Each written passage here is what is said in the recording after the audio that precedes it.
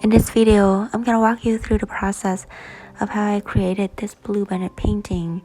The painting was inspired by, of course, the beautiful Bluebonnet at Ennis Bluebonnet City. And my color palette will include a variety of shades of blue, like ultramarine blue, light phthalo blue, and I kind of mix it with a little bit of white, a little bit of black. And here you can see that it's get darker to a navy shade of blue.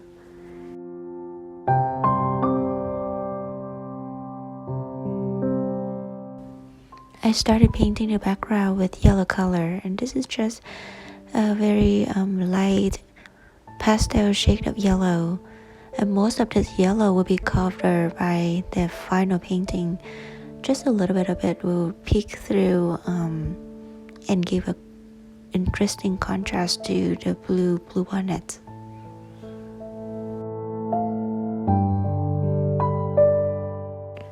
I loaded my brush with some light blue and started making very first petals.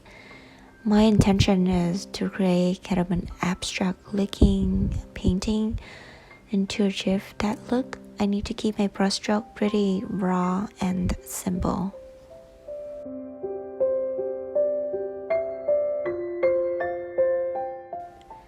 This Bluebonnet right here will be right at the front, so I'm gonna use stronger colors and also give it more details as I paint it. And as you can see here, I am using ultramarine blue and light phthalo blue just straight out from the tube.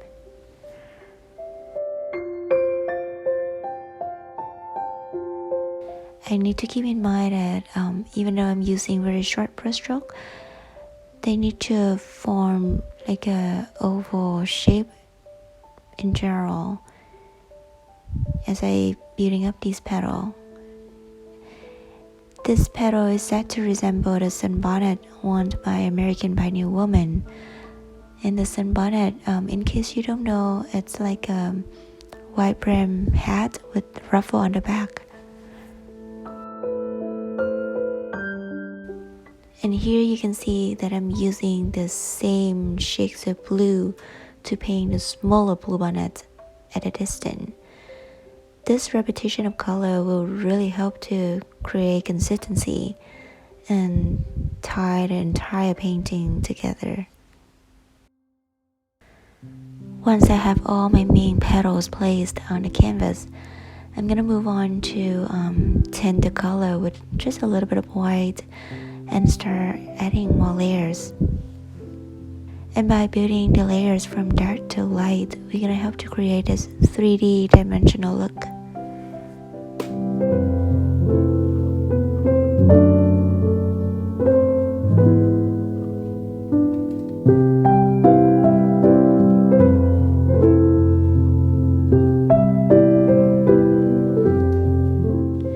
I'm gonna pull a couple of front petals closer to the viewers by adding some violet hues to it. And this is actually one of those simple rules of painting, that object with warm colors will appear closer and the object with cool colors will seem to recede further to the distance.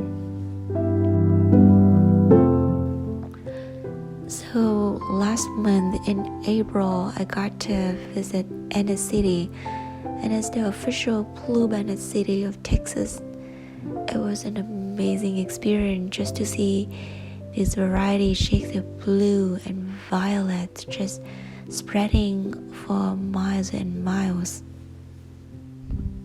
I actually make a videos about this trip just to share with you all the inspiration that I got to paint this beautiful Bluebonnet flower.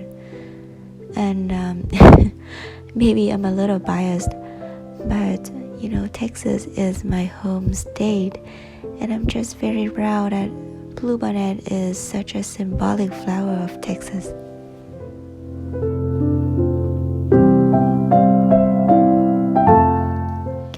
I'm adding some magenta, and this is actually the accent color of my painting. As I place the magenta on top of blue, it just naturally picked up some cool undertone and just gradually turned into like a violet shades of color. The Bluebonnet gets lighter toward the top part, so I am mixing like a lighter shade of blue by adding some white and then painting the top portion. And with that same light shade of blue, I'm gonna use it to paint the area where the light hit the petals. Remember that we mentioned about repetition of colors? Just make sure that you use the same shade of blue here and there on different petals, just so we can create that cohesive look for the entire painting.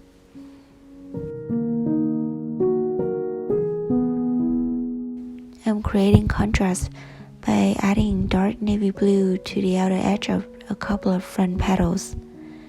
And to make this navy blue, you simply need to add just a tiny bit of black onto your ultramarine blue.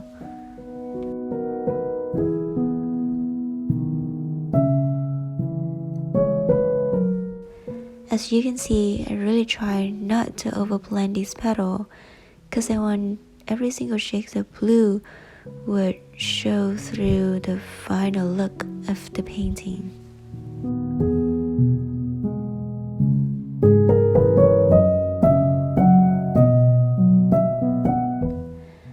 And I begin to transition to green color by adding a very small amount of green to my blue and white. So if you look close, you'll be able to see that very subtle green peeking through the top part of the Bluebonnet.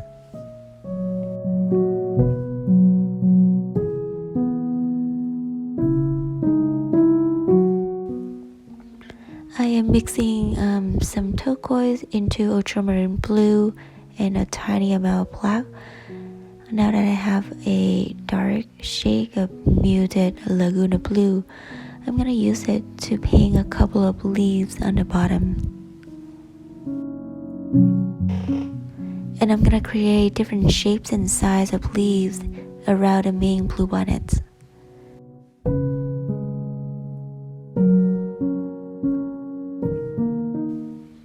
And here some greens are added to the leaves just to make it look a little bit more natural. And at the same time, just make sure that this green doesn't completely cover the dark blue underneath it. I'm using the same brush to paint the stem for the Bluebonnet. And you can actually switch up to use like a smaller round brush for the details. But for me, I can apply this messy and abstract look created by the large brush. And here I make a new shade of green by adding a lot more white and tiny bit of gray to mute this green and kind of use it to fill in all the empty space between the leaves.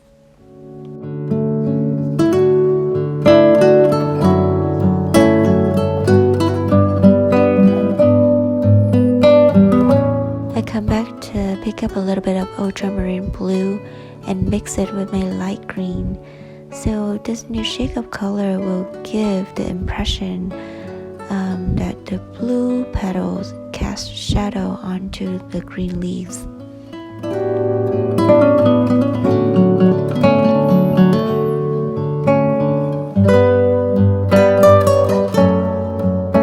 So with each green shade that I mix, I'm gonna use it to paint a couple of leaves, like 3 or 4 leaves, and then I move on to create a new shape. And by doing that, I was able to create a lot of interest, add a lot more variety to my plants.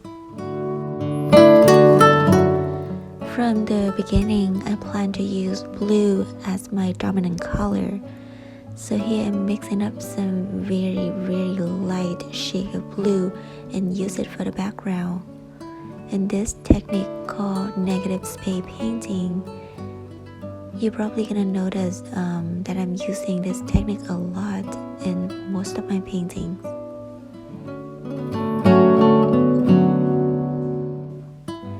And this celery green will constantly brighten up any space where the greens goes.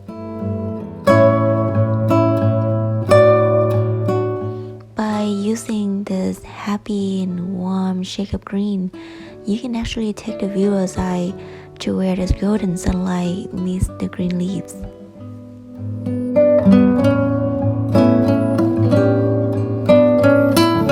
At this step, I'm gonna give the background a second layer of the light blue and then use the same light blue to add highlights to some of the petals. And the same blue is used to paint all the edges for a more completed look. When I finished the painting, I named it Graceful Blue.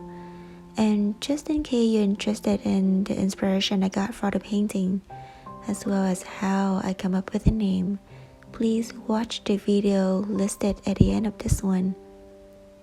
Thank you for watching. From my studio, with love.